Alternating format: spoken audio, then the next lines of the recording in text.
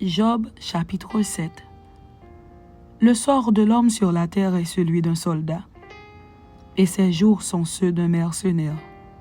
Comme l'esclave soupire après l'ombre, comme l'ouvrier attend son salaire, ainsi j'ai pour partage des mois de douleur, j'ai pour mon lot des nuits de souffrance. Je me couche et je dis, quand me lèverai-je? Quand finira la nuit? Et je suis rassasié d'agitation jusqu'au point du jour. Mon corps se couvre de verre et d'une croûte terreuse. Ma peau se crevasse et se dissout. Mes jours sont plus rapides que la navette du tisserand. Ils s'évanouissent, plus d'espérance. Souviens-toi que ma vie est un souffle.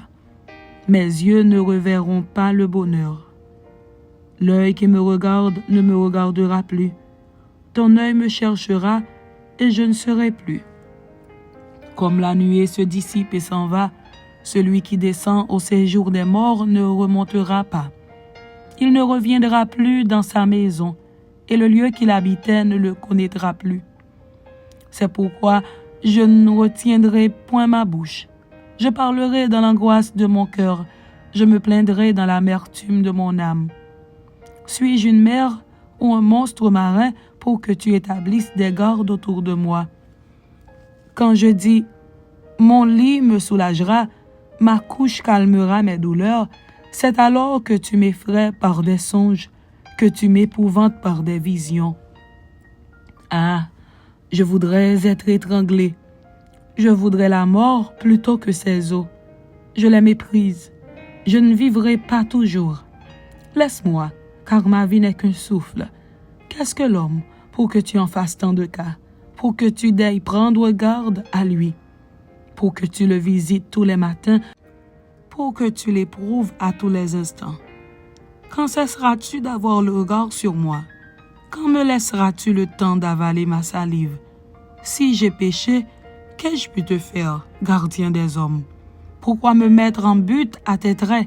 Pourquoi me rendre à charge à moi-même?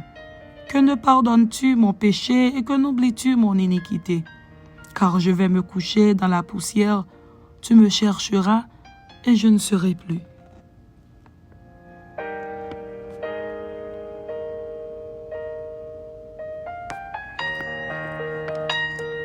Job chapitre 8.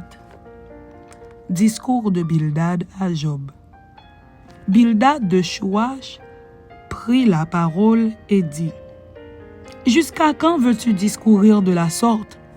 Et les paroles de ta bouche seront-elles un vent impétueux? Dieu renverserait-il le droit? Le Tout-Puissant renverserait-il la justice? Si tes fils ont péché contre lui, il les a livrés à leurs péchés. Mais toi, si tu as recours à Dieu, si tu implores le Tout-Puissant, si tu es juste et droit, certainement alors il veillera sur toi et rendra le bonheur à ton innocente demeure. Ton ancienne prospérité semblera peu de choses, celle qui t'est réservée sera bien plus grande. Interroge ceux des générations passées, sois attentif à l'expérience de leur père, car nous sommes d'hier et nous ne savons rien. Nos jours sur la terre ne sont qu'une ombre. Ils t'instruiront, ils te parleront. Ils tireront de leur cœur ces sentences. Le jonc croît-il sans marais? Le roseau croît-il sans humidité? Encore vert et sans qu'on le coupe, il sèche plus vite que toutes les herbes. Ainsi arrive-t-il à tous ceux qui oublient Dieu, et l'espérance de l'impie périra. Son assurance est brisée, son soutien est une toile d'araignée. Il s'appuie sur sa maison et elle n'est pas ferme. Il s'y cramponne et elle ne résiste pas. Dans toute sa vigueur, en plein soleil, il étend ses rameaux sur son jardin. Il entrelace ses racines parmi les pierres. Il pénètre jusque dans les murailles. L'arrache-t-on du lieu qu'il occupe? Ce lieu le renie. Je ne t'ai point connu. Tels sont les délices que ses voix lui procurent. Puis, sur le même sol, d'autres s'élèvent après lui. Non, Dieu ne rejette point l'homme intègre, et il ne protège point les méchants. Il remplira ta bouche de cris de joie et tes lèvres de chants d'allégresse. Tes ennemis seront couverts de honte. La tente des méchants disparaîtra. Amen.